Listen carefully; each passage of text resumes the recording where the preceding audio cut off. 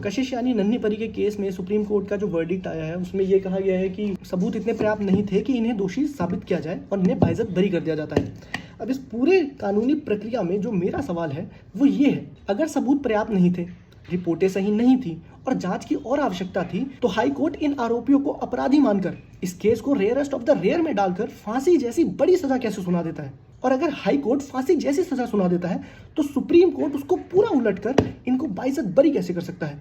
दो न्यायपालिकाओं के फैसलों में इतना बड़ा अंतर आ कैसे सकता है? सवाल अब सिर्फ अपराध का नहीं है, अब सवाल न्यायपालिका पे है, कानून पे भी है। किसी एक अदालत ने तो गलत फैसला और गलत जांच की है, और मान लीजिए अगर सुप्रीम कोर्ट सही है तो आखिर आरोपी है कौन? क्योंकि अपराध तो हुआ है, तो आरोपी कहाँ है? पिछले 11 साल से वही दरिंदे, वही आरोपी खुले बाहर घूम रहे हैं और न जाने कितने कांड हुए। तो पुलिस प्रशासन कहाँ है? और ये सब मजाक उस केस में हो रहा है जिसमें पॉक्सो एक्ट के तहत सुनवाई हो रही है, जो कि इंडिया के सबसे कठोर कानूनों में एक है। पुलिस, कानून, न्यायपालिका, इनको यही नहीं पता है कि 11 साल बाद अपराधी है कौन और वो कहाँ है। और अगर ये अपराधी है तो सुप्रीम कोर्ट बाइज्जत भरी कैसे कर सकता है? सुप्रीम कोर्ट का वर्डिक्ट कई केसेस पर इम्पैक्ट डालता है और इसीलिए इसमें कोई भी शक नहीं कि अगर अंकिता भंडारी के आरोपी भी कल को आपको हाई कोर्ट या सुप्रीम कोर्ट में मिले, और हो सकता है कि उनके आरोप भी सिद्ध ना हो या उनकी सजा भी कम कर दी जाए।